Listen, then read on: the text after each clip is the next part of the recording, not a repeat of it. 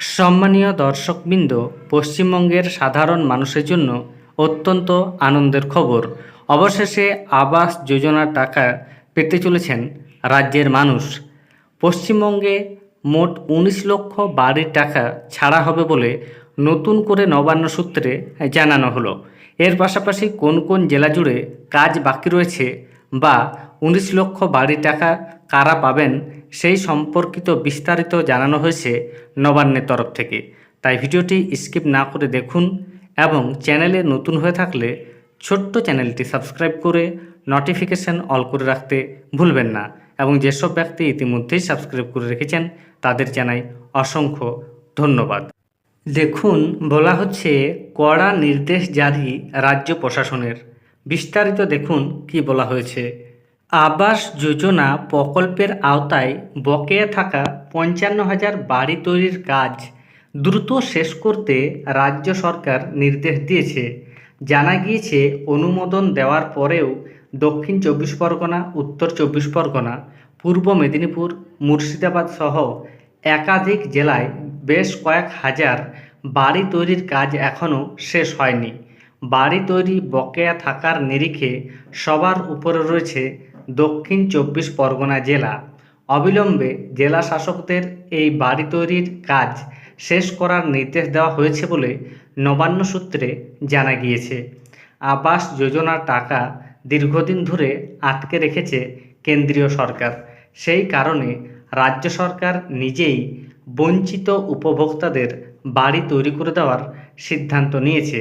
আগামী ডিসেম্বর মাসে রাজ্য বাড়ি তৈরির প্রথম কিস্তির টাকা ছাড়া হবে বলে জানিয়েছেন মুখ্যমন্ত্রী মমতা বন্দ্যোপাধ্যায়। একই সঙ্গে বাংলার বাড়ি ও আমার বাড়ি প্রকল্পে নাম থাকা উপভোক্তাদেরও এই তালিকায় জুড়ে দেওয়া হচ্ছে। বাড়ি পাবেন প্রাকৃতিক দুর্যোগে ক্ষতিগ্রস্তরাও। সব মিলিয়ে সংখ্যাটা ১৯ লক্ষের আশেপাশে হতে চলেছে। তাহলে বুঝতে পারছেন, প্রায় ১৯ লক্ষ বাড়ি তৈরি হবে পশ্চিমবঙ্গ জুড়ে। খুবই খুশির খবর। যদি কেন্দ্র সরকার টাকা নাও দেয়, রাজ্য সরকার ডিসেম্বর মাস থেকে বাড়ি তৈরির যে টাকা সেই টাকা দিতে শুরু করবে। এর পাশাপাশি আরও বলা হচ্ছে, মমতা বন্দ্যোপাধ্যায় যে কথা দেন সেই কথা তিনি রাখেন অক্ষরে অক্ষরে। কেন্দ্রের ক্ষমতায় থাকা বিজেপি বাংলার মাটিতে ২১-এর ভোটে হেরে এ রাজ্যের মানুষকে ভাতে মারার ফন্দি নিয়েছে। আর তাই ১০০ দিনের কাজের টাকা, আবাস যোজনার টাকা, রাস্তা তৈরির টাকা, জাতীয় স্বাস্থ্য মিশনের টাকা আটকে দিয়েছে। বাংলার এই ঘোর দুর্দিনে ত্রাতা হয়েছেন একজনই, বাংলার মুখ্যমন্ত্রী মমতা বন্দ্যোপাধ্যায়। রেড রোডের ধর্না থেকেই তিনি জানিয়ে দিয়েছিলেন, কেন্দ্রীয় সরকার ১০০ দিনের টাকা আর আবাস যোজনার টাকা না দিলে সেই টাকা রাজ্য সরকারই দিয়ে দেবে। ইতিমধ্যেই রাজ্য সরকার বাংলার প্রায় ৫০ লক্ষ মানুষকে মোট ৩,৭০০ কোটি টাকার মাধ্যমে তাদের বকেয়া ১০০ দিনের কাজের মজুরি মিটিয়ে দিয়েছে। এবার পালা আবাসের। আর তাই মানুষের মাথায় পাকা ছাদ গড়ে দিতে এক নতুন পোর্টাল আনছে রাজ্য সরকার।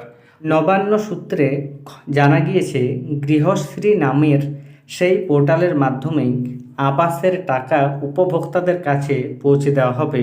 প্রায় ১৯ লক্ষ মানুষ তাতে উপকৃত হবেন।